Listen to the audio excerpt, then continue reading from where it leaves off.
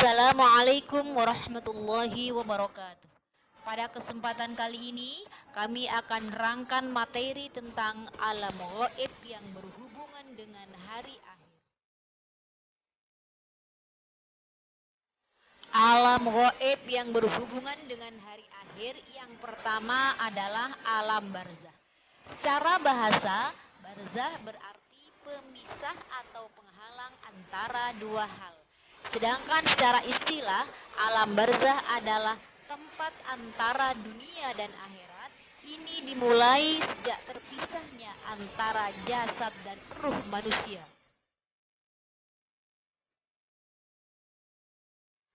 Di alam barzah, mereka akan mendapatkan dua kemungkinan. Boleh jadi ia mendapatkan nikmat kubur, boleh jadi mereka mendapatkan siksa kubur. Nikmat kubur akan diberikan oleh Allah kepada mereka ketika kehidupannya di dunia selalu mentaati perintah Allah dan menjauhi larangannya. Di alam barzah mereka bagaikan hidup di sebuah taman yang sangat luas dan tidak merasa sempit serta adanya cahaya yang terang benderang dari Allah Subhanahu wa taala. Azab kubur diberikan oleh Allah kepada mereka yang ketika kehidupannya di dunia selalu ingkar kepada Allah dan melaksanakan apa-apa yang telah dilarangnya. Karenanya di alam barzah kehidupan mereka tempatnya terasa sempit dan tidak ada cahaya dari Allah Subhanahu wa taala serta mendapatkan siksaan dari malaikat dan gigitan dari binatang-binatang yang berbisa. Pernah pada suatu ketika Rasulullah melewati sebuah kuburan beserta para sahabat. Ketika berangkatnya, Rasulullah berjalan sangat cepat dan pulangnya berjalan biasa saja. Hal ini diceritakan kepada para sahabat bahwa ketika berangkat Rasulullah mendengar orang yang berada di dalam kubur mendapatkan siksa dari Allah, sementara ketika pulangnya sudah tidak disiksa lagi karena anaknya sedang membaca Al-Quran. Oleh karena itu Rasulullah bersabda, ketika manusia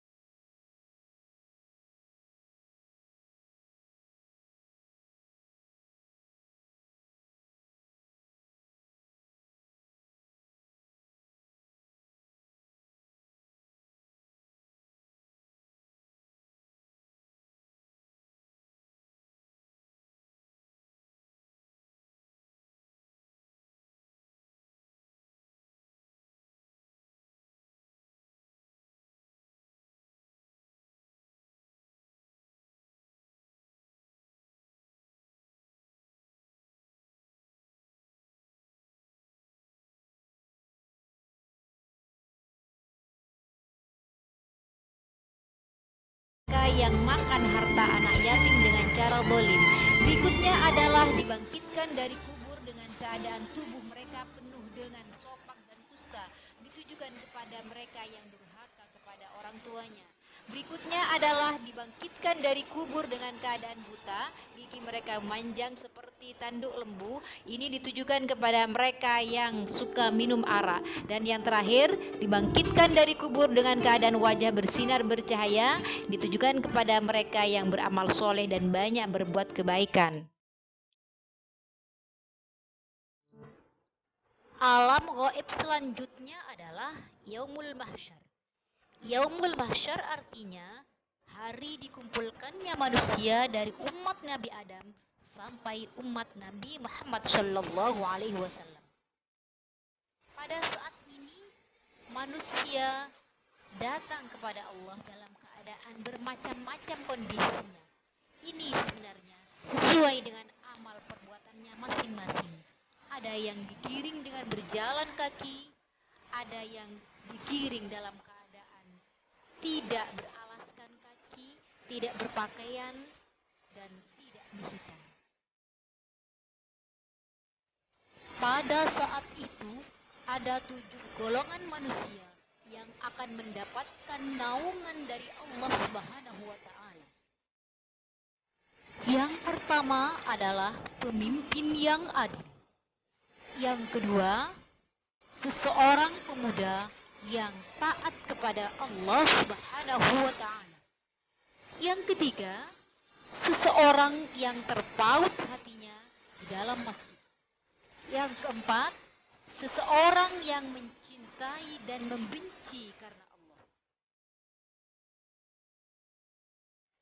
Adapun yang kelima adalah seseorang yang diajak berzina, lalu ia mengatakan, saya takut kepada Allah.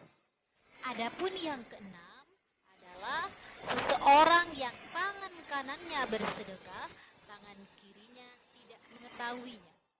Dan yang ketujuh adalah seseorang yang beribadah sendirian di tempat sunyi, lalu mengalirlah air matanya.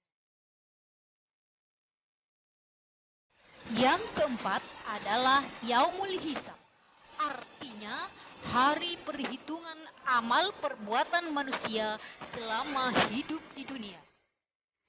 Pada saat itu, mulut ditutup dan tangan mereka yang berbicara serta kaki mereka yang menjadi saksi. Pada saat itu, seluruh pelaku perbuatan melihat amalnya dan tidak dapat mengingkarinya. Karena bumi menceritakan semua amalan mereka. Begitu pula seluruh anggota tubuh pun berbicara tentang perbuatan yang telah ia lakukan. Karenanya Rasulullah sering berdoa di dalam sholatnya dengan mengucapkan Allahumma hasibni hisaban yasira. Artinya, ya Allah, hisaplah diriku dengan hisap yang mudah. Yang kelima adalah Yaumul Mizan. Artinya hari penimbangan amal baik dan buruk manusia. Timbangan pada saat itu ialah timbangan kebenaran atau keadilan. Maka barang siapa berat timbangan kebaikannya, maka mereka itulah orang-orang yang beruntung. Dan sebaliknya, barang siapa yang ringan timbangan kebaikannya, maka itulah orang-orang yang merugikan diri sendiri, disebabkan mereka selalu mengingkari ayat-ayat Allah. Mizan atau timbangan itu adalah alat untuk mengukur sesuatu berdasarkan berat dan ringan amalnya. Barang siapa yang mengerjakan kebaikan seberat zarah pun, niscaya dia akan melihat balasannya. Dan sebaliknya, barang siapa yang mengerjakan kejahatan sebesar zarah pun, niscaya dia akan melihat balasannya pula. Pada saat itu ada sirat, yakni jalur penentu setiap manusia setelah dihisap dan ditimbang amal baik dan buruknya dengan cermat, teliti, dan rinci. Pada saat ini, manusia akan ditentukan masuk neraka atau masuk surga. Yang keenam adalah Yaumul Jaza. Artinya adalah hari pembalasan seluruh amal perbuatan manusia. Apakah pada akhirnya manusia akan masuk surga ataupun neraka sesuai dengan tingkatan-tingkatannya.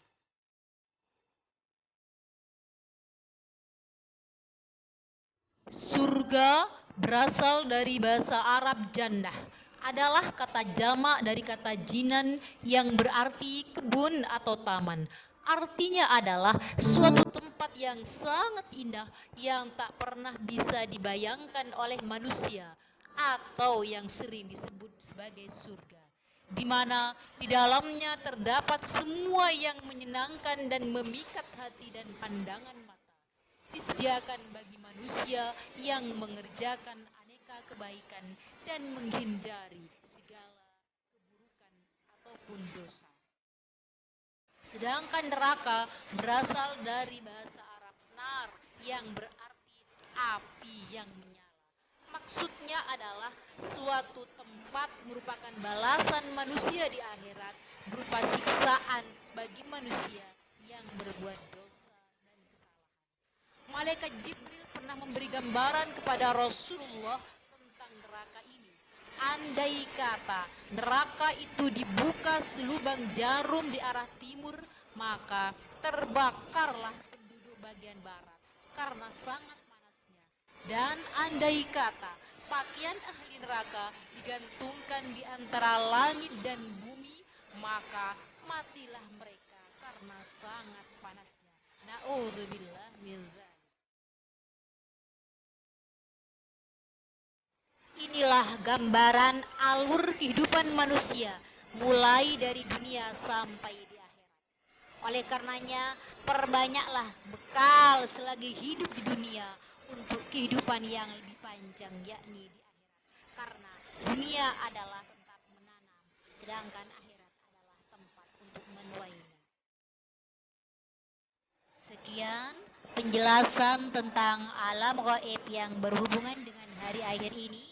Semoga bermanfaat dan kita selalu muhasabah atau introspeksi diri. Wassalamualaikum warahmatullahi wabarakatuh.